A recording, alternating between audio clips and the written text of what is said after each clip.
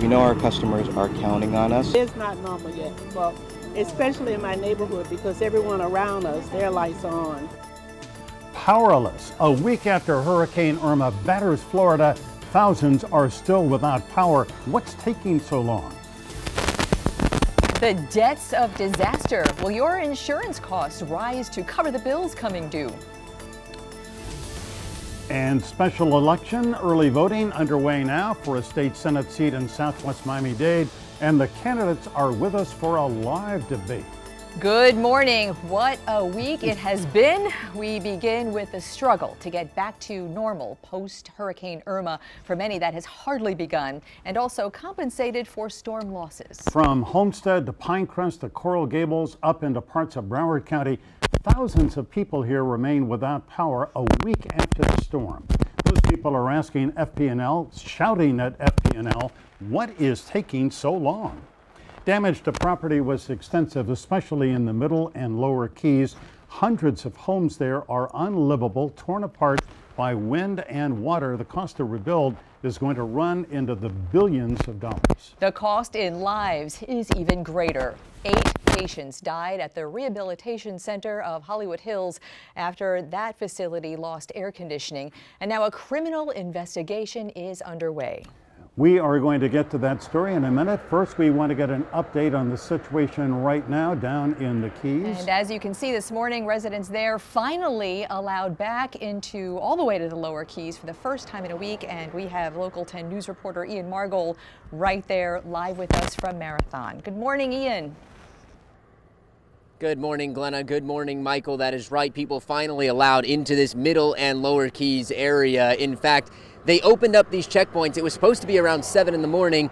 Here in Marathon, they opened it up early, around 6 a.m., and we have seen a steady flow of traffic moving ever since then. Take a look at this video we sent in a little while ago. This is them breaking down that checkpoint. We have not seen too much traffic. The video you're seeing now is about the only buildup we've seen. That being said, there was a head-on collision just south of us here as you're making your way toward Key West, and that did have injuries. That took a little while to clear up, and that caused a bit of a backup.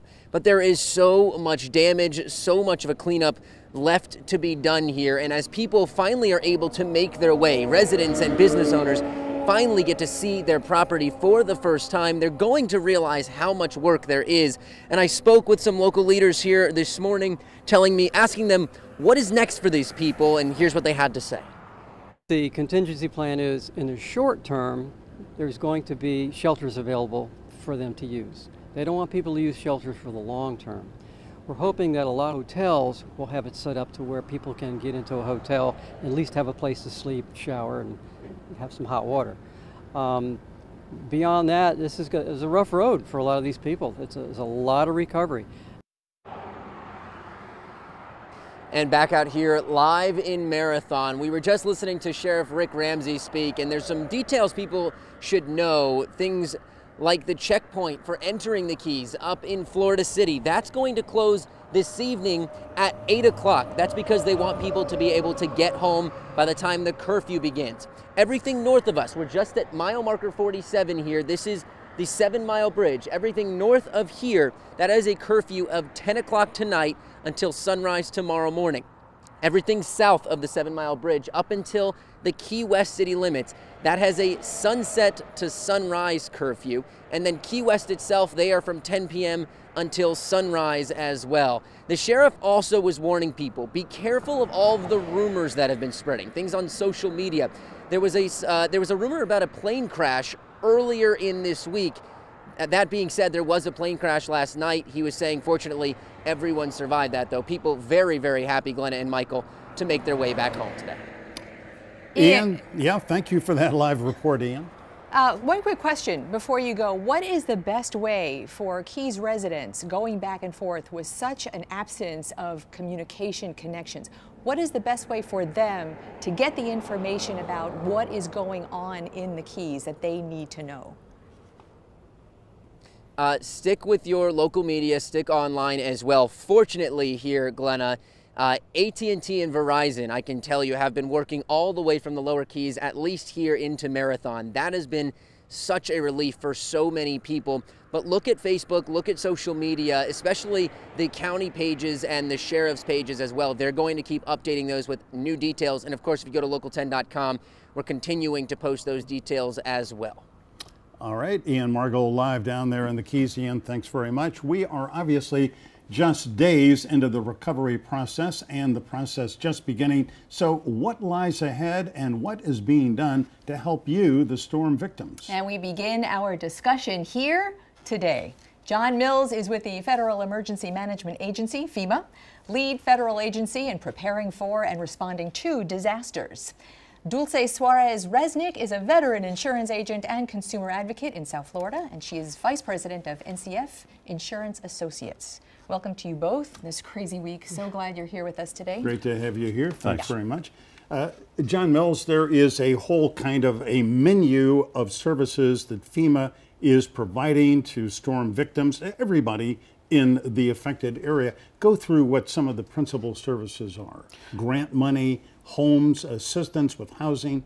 Tell us what they are. Sure, and thanks for having me, Michael and Glenna. I just want to update people now is what we're really trying to get out is the word that you can register with FEMA for disaster assistance right now if you have damage and serious losses. Many thousands of people have already done that, and FEMA has already approved tens of millions of dollars in assistance. You can still register with FEMA for assistance at disasterassistance.gov. That's disasterassistance.gov. You can also register online at 1-800-621-3362, 800-621-3362. I realize a lot of people are under stress. There's been a lot of trauma in the community throughout Miami-Dade County, Broward, of course in the Keys, Monroe County. Please help spread the word about this. You may be able to get assistance for living somewhere else temporarily. You may be able to get money for home repairs and money for other needs not covered by insurance. And we know a lot of people have other needs. Excuse me, is this grant money? Is this a loan? And how do people get it? Direct deposit, check? How does it work? So FEMA assistance is grant money that does not have to be repaid. Registering with FEMA is the first step in getting access to additional programs, which can include low-interest disaster loans from the Small Business Administration, available not only for businesses, but because this is a major disaster declaration, also for individual homeowners and renters. You can register with FEMA whether you have insurance or not, whether you're a homeowner or a renter. And keep in mind also, while FEMA is the lead federal agency, we're here at the request of the state of Florida, listening closely to the state as local communities report their needs to the state is telling us, and we're trying to support those needs as the state tells us as quickly as we can. So while we're talking about FEMA applications for assistance, Dulce, how does that, or does it at all, play into insurance requests and filing claims at this point? It does not affect your insurance claim at all. You could go ahead and file your claim. As we all know, our hurricane deductibles are very high. They're 2%, 3%, 5 up to 10% of your value. So in the event that there is a loss that's not covered by insurance because you don't exceed your deductible, you can apply to FEMA at that point. I think what I'm hearing from a lot of people now is insurance in a broad sense comes in detail, windstorm and flood and homeowners. How do you know, or how can insurance customers know what their damage, which portion of insurance is covering what portion of their damage? It's all going to come down to what was the peril. So in the Keys, a lot of it, the peril is going to be storm surge. So that storm surge is going to be under your flood insurance policy. Anything that's wind, so the wind damaged your roof or the tree fell on your house because of the wind, that's going to be under your homeowners or your windstorm policy. So what if the wind sent something into a window that breached your home and rain came in and you got flooded? That's not considered flood. It's water damage from the wind or the wind-driven rain or that came in through that opening. So once we have an opening in the structure and the water gets in, that's going to all be windstorm. Dulce, to say the obvious, anybody who is covered by insurance, windstorm, property, auto, flood, should already probably have talked to their insurance agent? Absolutely. They should have called their insurance agent or their insurance carrier. The carriers have put out claims hotline numbers in case your agent's offices are not operating. There's still so many insurance agents' offices around Dade, Broward, and even Palm Beach County that don't have electricity, so you can't reach your agent, but they all have claims hotline numbers that you could reach. and it's just a matter of putting in your claim. Don't worry about your deductible, put in your claim, because we have a calendar year deductible here in the state of Florida. It's very important that you put in your claim now so you can tally it in case there's another storm. Okay, so you wanted to just detail calendar year. What does that mean? It's Okay. September Yes. right now. So as you know, our hurricane season started in June and it ends November 30th. After the 2004-2005 hurricane season, what happened is that the legislature passed and changed our deductible to a calendar year deductible because we had multiple storms those 2 years. So what it does is that your deductible is going to apply once in that calendar year. But if your first storm, your damage is below your deductible, that amount of damage then applies to the second storm if there is a second storm. So in my case, I have a $7,500 deductible.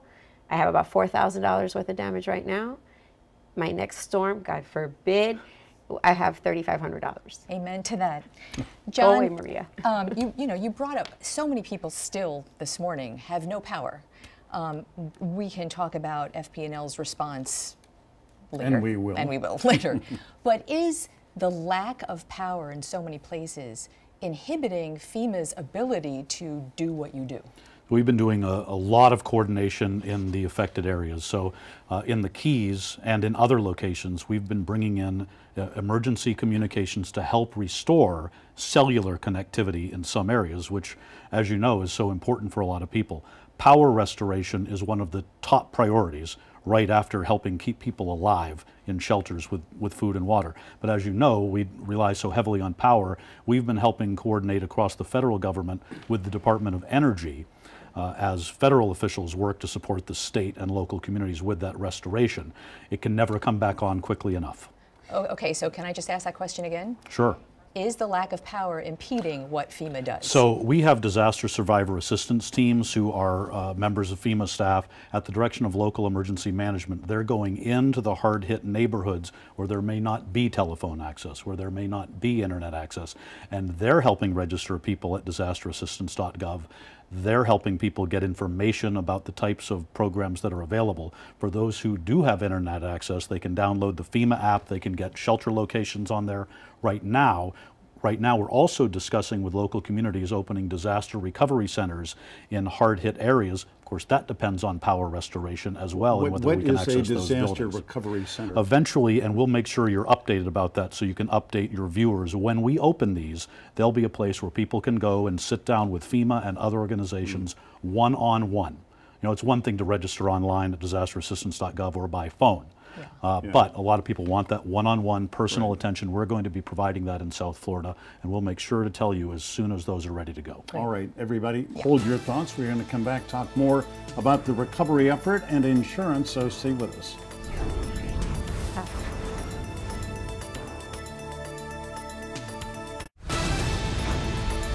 Welcome back live on the Sunday morning. We have representatives from FEMA and Dulcie Suarez-Resnick from NCF Insurance and John Mills from FEMA. Let me ask you, there is a program you've got called the Disaster Assistance Transitional Sheltering Assistance Program. In short, what it does is helps people who are eligible, whose homes were damaged or inaccessible, to find shelter. How does that work? That's right. So the goal right now is trying to get people at least into a temporary living situation where they have a roof over their head. And so one thing that we're doing now is, number one, providing money to people so they can rent a place to live temporarily. We have also activated a program that can put people in hotels if those rooms are available at FEMA's expense temporarily while they work on a more longer-term housing solution. The key to getting into that program is registering with FEMA at disasterassistance.gov or by calling 1-800-621-3362. It's important to let us know what your needs are related to Hurricane Irma. I need to relocate. My home is not safe to occupy. I evacuated, but I can't get back to my home. Or I did get to finally go back when they opened that road, and I have nothing to go back to. And so the couple or the family that goes to a hotel, do they have to put money up front? I mean, when they check in? No, they don't. So that's direct billed, and FEMA pays for that. In some cases, people will receive grant money from FEMA, and they will locate a place to live temporarily while they work on their situation. Everyone is handled on a case-by-case basis based on needs. People have different levels of damage. They may have insurance coverage that will put them up in a hotel temporarily. They may not. So we want people to file their insurance claims. We want people to register with FEMA whether they have insurance or not. Let us know what your needs are. And even after you've registered, only one registration is needed per household. You can stay in touch with FEMA. You'll be given a 9-digit registration ID. Hold on to that. When you call us back, you can provide that.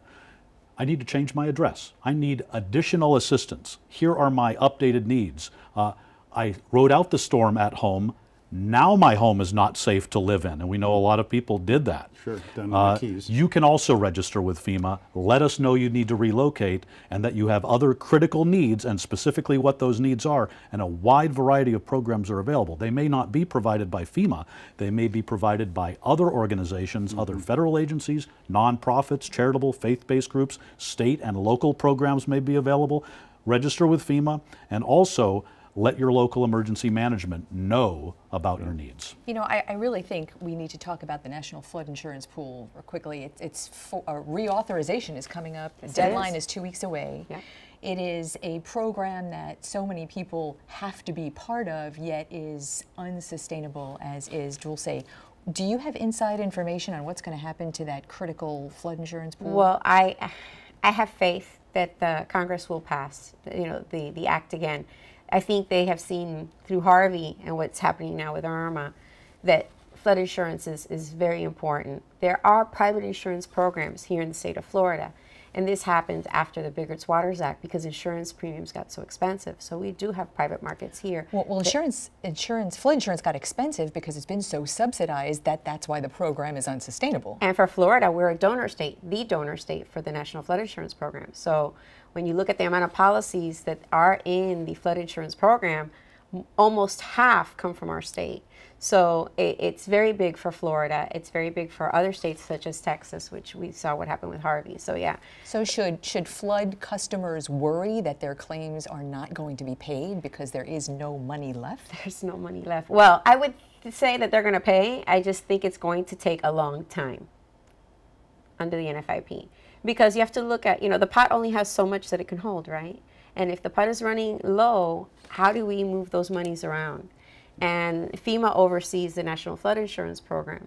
So it's really waiting for Congress to act and maybe send additional funds. Just keep in mind there are billions of dollars available right now to pay claims. So people FEMA was just funded in the last week or so. People should file their claims with their insurance provider or insurance providers, whether they have homeowners insurance, flood insurance, or both. FEMA underwrites a lot of those national flood insurance backed policies.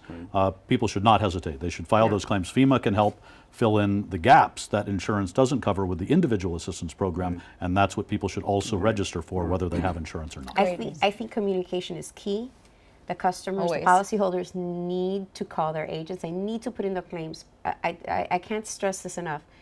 They need to go ahead and put in their claims so they can start getting the assistance from their insurance carriers and get responses, and then decide whether or not they're going to be covered, and also please communicate with FEMA if you're in one of those situations. Great information. Great advice from both of you. John, thank you. Dulce, thank you for coming in.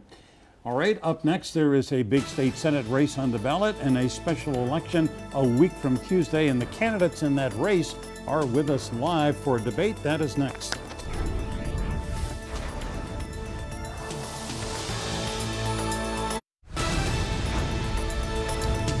Early voting is already underway for a state Senate seat in Southwest Miami-Dade. The District 40 seat came open when Senator Frank Artiles resigned. Republican Jose Felix Diaz and Democrat Annette Tadeo are the candidates in that race.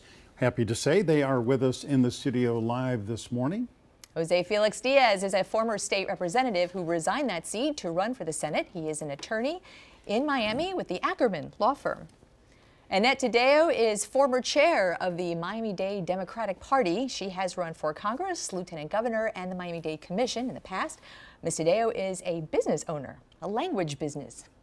Good morning. Good morning. Thanks for being here. Glad to have you come in. Let's get right to it. And if we can, I'm going to ask each of you within very briefly, 30, 45 seconds, explain why you are the best candidate to serve District 40, Ms. Tadeo. Let me ask you to begin. Well, because I believe that it's time that we have a representative of the people, that we have somebody who's going to fight for us to alleviate the traffic issues. We've had too many promises of a train to the South Dade area, and we've never gotten it. We need somebody who's going to be a public education advocate, somebody that's going to stop giving all these funds to for-profit institutions. And we also need someone that's actually going to protect the environment and make sure that the special interests, such in this case FPL, and certainly the all of the industries that are now we're seeing, unfortunately, with this devastation, which wasn't, thank goodness, we need to have somebody that's going to hold them accountable. All right. Jose And Felix Diaz? Pepe Diaz, what do you say? Well, I'm have a track record of working hard for this community. I've been a legislator for 7 years, and I am by far the hardest working candidate in this race. I have passed bipartisan legislation, which I think it's important. My opponent has spent a lot of time talking about turning the city blue. I think the people of Senate District 40, what they want is the best candidate, somebody who's going to work with both sides, and that's who I am. I've really worked very hard as a chairman of the Dade delegation to bring funds back to Miami, over $1 billion for our roads, and more money for public school education than ever before, because I am the son and husband of teachers. So I do believe in our public school education system, and I think we need to continue fighting for it. You know, before we get into some specific issues, I think in light of Hurricane Irma, I'd like to hear your responses to this. Rate, if you would, we've seen Governor Rick Scott has been a very visible presence all throughout the run-up to the hurricane and after. Annette Tadeo, rate the governor's response and his actions in helping the state prepare for and begin to recover from this hurricane. I think what we have seen is that we have a lot of work to do still. There is definitely a lot of lessons learned from this storm. The governor's actions. I'd like to hear your response. The governor, how has he done? I believe that he did a good job in making sure that we evacuated the areas that we needed to evacuate. But I will tell you, we learned a lot of lessons from this as well. And what we have learned is that industry has a great impact at the PSC, at the legislature. They have killed certain legislation so that it could have prevented the lives that we lost at the nursing home. Ms. Tadeo, yes, I was going to say, when you say industry, are you talking about elder care? Are you talking about utilities? Which industries are you talking about? Both. We need to make sure that we have representatives that represent us, not the special interests. And that's not what we have right now. And we've had this problem in Florida for decades. You're implying that Mr. Diaz represents the special interests. Well, I do. Well, I have an article that actually was written by Politico that says Diaz raised over $530,000 from donors on the committee that he serves on. He has actually chaired the Energy Committee, and I know that all of us watching would like to see the FPL actually bury the lines. This is something. Look, I went through Andrew 25 years ago. I also went through Wilma. I lived for 2 weeks without power. All these years we haven't learned. We're not ready. Imagine if the eye had come. The eye didn't even come. Let's take a break here and let Mr. Diaz respond, because you are accused of being a captive of special interests. Yeah, I think it's unfortunate that my opponent would try to paint me off as somebody who's beholden to special interests. The only special interest that matters to me is the people of my community. Nobody's worked harder during and after the storm than me. I've helped procure over 30,000 hot meals for people that were in need, 28,000 bottles of water, helped raise almost $20,000 for the victims of this horrible storm. And my opponent has raised tens of millions of dollars herself. When she ran for lieutenant governor, they raised $40 million. When she ran for county commission and when she ran for Congress, she raised millions of dollars from the same special interest she's accusing me of having accepted dollars from. The only difference is that I've actually won my election and been able to serve the community, which has been very, very positive for me. I grew up in a family of volunteers. My mom and dad were volunteers, and I'm very happy to have volunteered for this community for the past 7 years. So what would you have done differently if anything, than the governor and the machinations that are ongoing right now, and address, I mean, I think Hurricane Irma really did lay bare some very serious issues with the way electricity is delivered in South Florida. Absolutely. I think that we learned a lot from the storm. It was a small storm. Thankfully, we did not get the eye or the trajectory that was expected. If that had hit us, I think it would have had a devastating effect for Miami-Dade County. The lessons learned are pretty easy. I think one, we need to do a better job of ensuring that our nursing homes and ALFs actually have generators. We had my team go to every single ALF in our district to make sure they had power, and many of them didn't. So we worked with FPL to try to reconnect them. I think that we need to increase the penalties for looters that are looting during storms, during catastrophes. I think that, you know, we've seen businesses and individual homes get hurt by people that are committing crimes during these horrible times, and we need to increase those penalties. And I think we need to have funds ready to bury lines in important parts of the county, you know, where the transmitters are, to make sure that we don't have power loss for as long as we have. It is inexcusable. I know that people are working very hard, but the fact that we still have over 100,000 people in our community that are without power, we need to do better.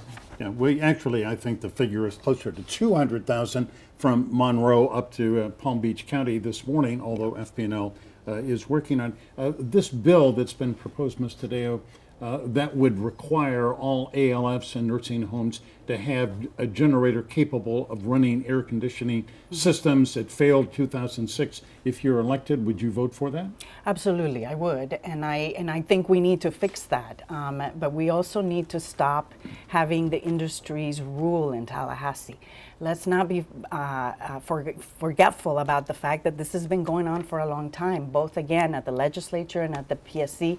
I mean, we have seen companies like FPL fund entire campaigns so that we don't get more solar energy, when the rest of us were voting to make sure that we had a solar amendment. I mean, well, they failed on the solar amendment. They sure did, but you know, they have had the money to run against us. And by against us, I mean against the community.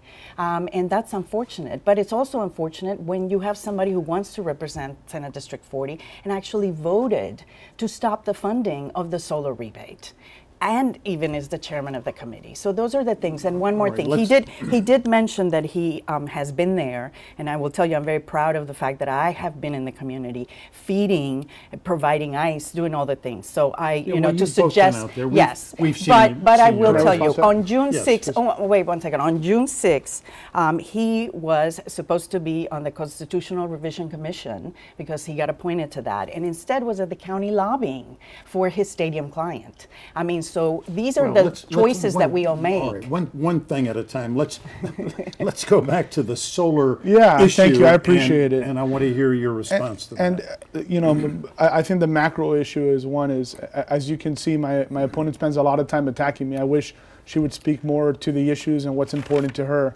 But because she's attacking me, I want to say that I've been the #1 solar advocate in the state of Florida. I've been recognized by multiple organizations for my work sponsoring tax exemptions for solar panels.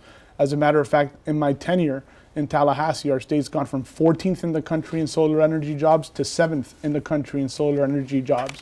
And that bill she's talking about, that bill passed unanimously. It was a project that was no longer funded by the legislature.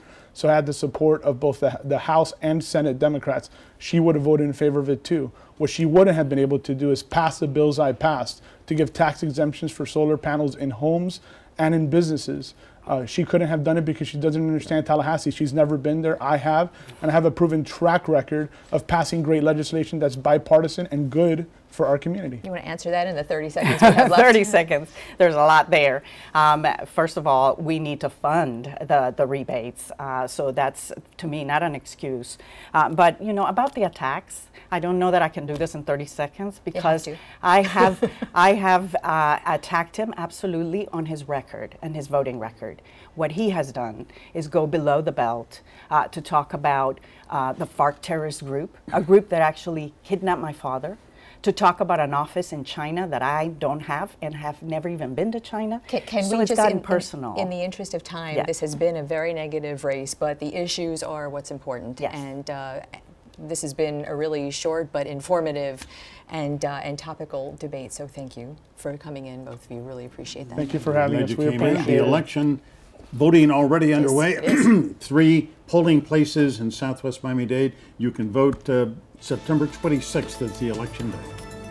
Up next, we take all the big topics of the week to the roundtable. Stick around.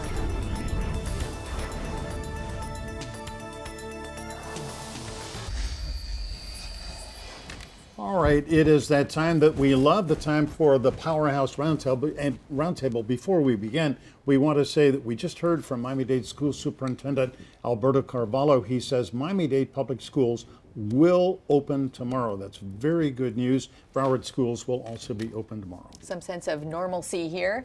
We'll take that and more to the roundtable. Some introductions first. Mark Caputo is the Florida correspondent for Politico and author of the daily Politico Florida Playbook.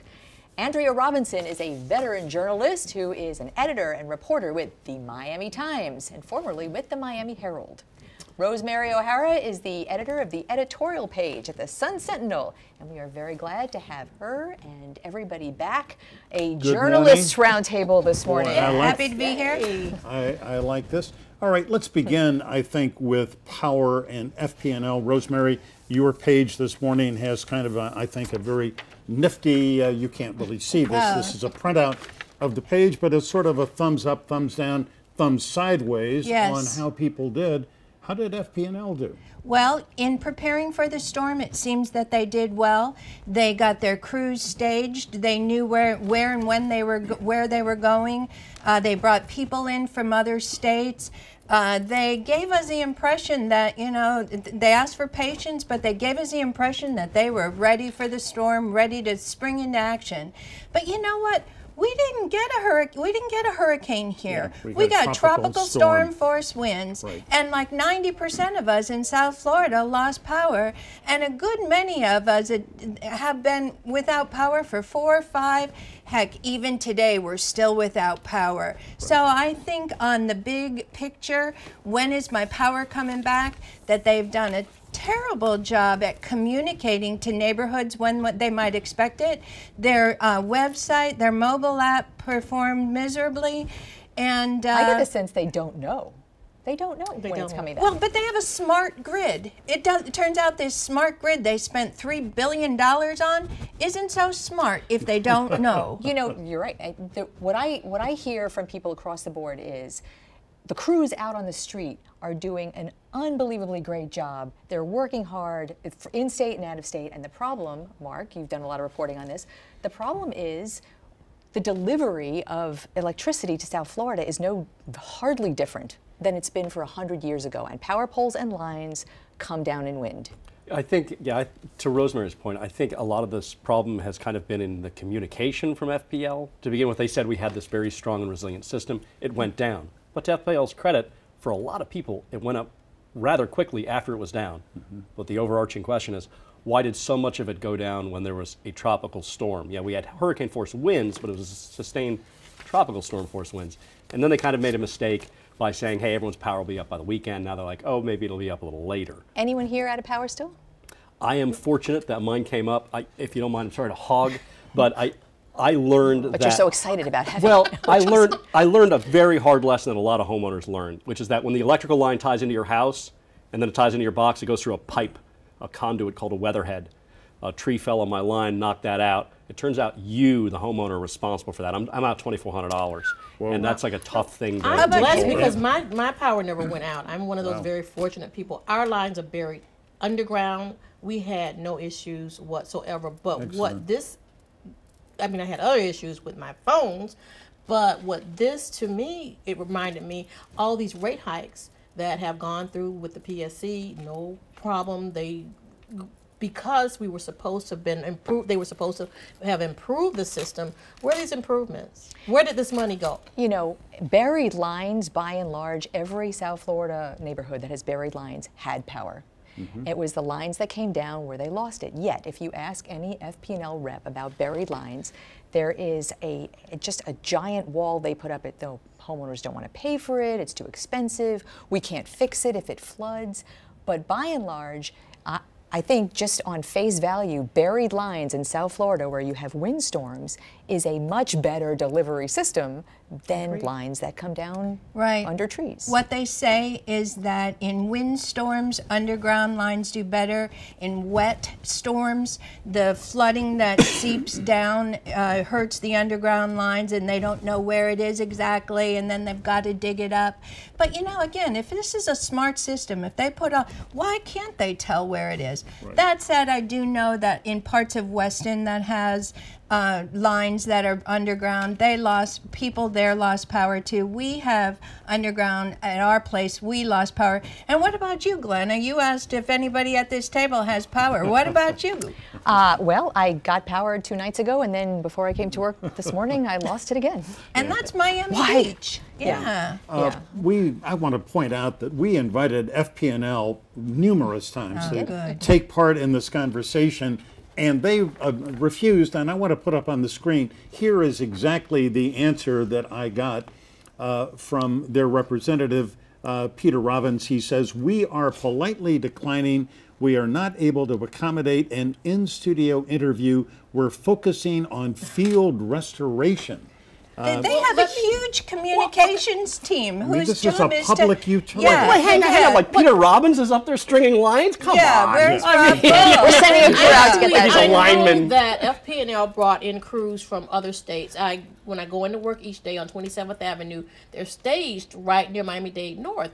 But in a lot of the urban core neighborhoods, they're absent. I was in Opelika reporting at an apartment complex where the people had not seen anyone, elected official or anyone, in delivering food, but there was a down power line, we believe live, on the fence to enter into the complex. And people, they kept calling FPL. Miami-Dade came out, the people to pick up garbage, they would not go through there because they didn't want to come in contact with the fence, and children are playing everywhere. And they had called FP&L to try and get some help, someone to come out. And so Friday, I believe, I'm interviewing one of the PIOs with FP&L. He's asking me to send the pictures, give him the address, and I'm thinking, okay, I don't mind doing that, but it shouldn't have to be a reporter giving you this information when you have a very serious situation that involves children. You know, this is an investigation that's outside of FPL. An independent outside review is deserved of FPL's response. We need to take a break, but that is a really good place to start when we come back, because there have been a lot of people talking about that. So stay with us. We'll be right back.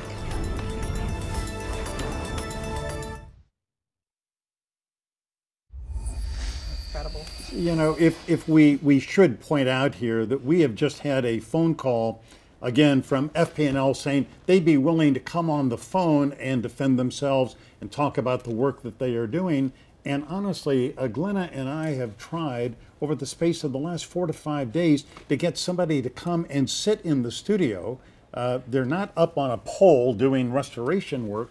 And now they are angry that they're not being given a chance. Well, later on Local 10 News, if they want to speak, then great. But and next week, we're happy to have them on a guest next week. And I don't want to be FPL's defender. And again, I was very angry at what I said was my weatherhead issue. But I was one of the lucky ones. They were responsive in my neighborhood. They did restore power. I do think they might have erred in making it seem the system was more resilient than it was. But once it went down, by and large, they've gotten a lot of stuff up quickly. And all right, they should receive credit on the back end, perhaps, and not the front end. What we need to talk about is, we started in the last segment, there is a hierarchy of restoration. Yes. And as should be, at the very top are first responders and hospitals, critical care, that's at the top. Then the neighborhood hierarchy, optically speaking, does not look good. And there are vast swaths of South Florida, mostly impoverished neighborhoods, that do not have electricity back. Why is that?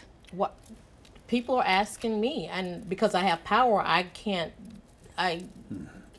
sympathize. We spent most of the day, Tuesday, Wednesday, and Thursday, my sorority, going out to deliver hot meals to people because they had nothing. You have people on Twitter, Instagram asking for the mayors, the county mayor, the municipalities, when am I going to get my power? We don't know. Like I said, when I was in Opelika and those down lines were there, they hadn't seen anyone. political leaders had not seen anyone. Nobody is, I don't know who's speaking to anybody. Well, I had a friend of mine read me an article that FPNL was quoted in yesterday who suggested that numbers of people on a grid, they go, the largest number of people on a grid, they go first, they get a big bang for the buck, everyone gets turned on.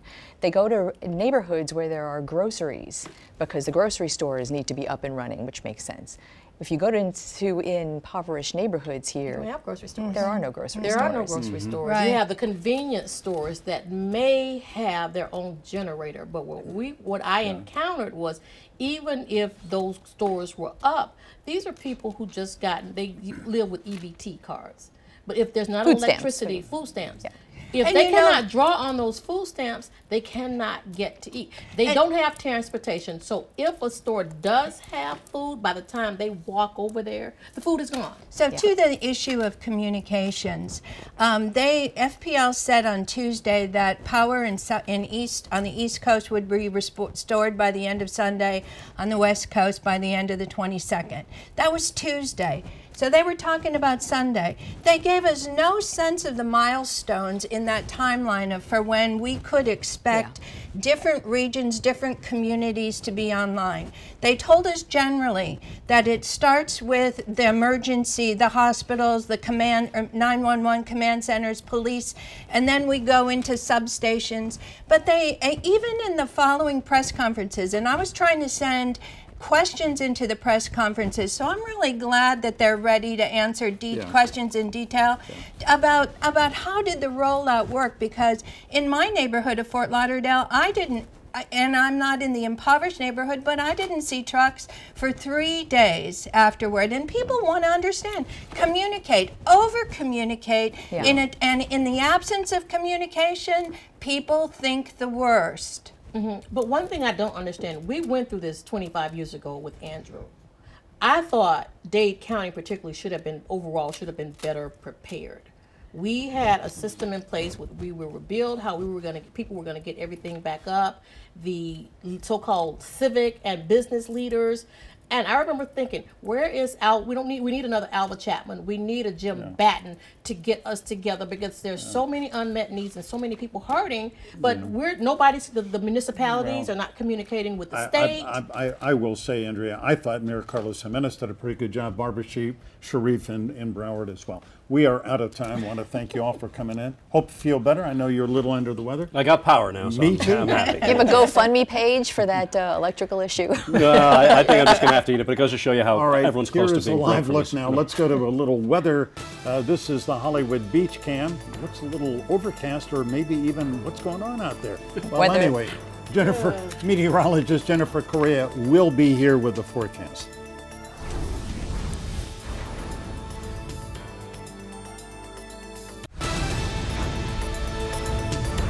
A live look now from our Mount Sinai Medical Center camera. And here is Weather Authority meteorologist Jennifer Correa with our Sunday forecast. Jen. Good morning, or good afternoon. Almost said good morning. It is nice and sunny still out there, so we are in for a completely dry Sunday as the rain chance has lowered down to 20%, and as we go through the afternoon, that chance is getting lower as dry air is entering from the north. By the way, 89 degrees already in Miami, winds still out of the north-northwest up to 10 miles per hour. All eyes on Tropical Storm Maria, putting a threat towards the Lesser Antilles in the next couple of days and across the Greater Antilles as well. Maria will intensify into a hurricane later on today, and then a Category 3 as it approaches Puerto Rico by Wednesday. So we'll be watching Maria, especially as we head into next weekend. For the upcoming work week, rain chances only go up to 30%. Michael. Jennifer, thanks. Have a great day. We appreciate you being with us, and if you're without power, you have our complete sympathy. Here's hoping you get it back soon. Stay with Local 10 for more recovery throughout the day. And stay informed, get involved.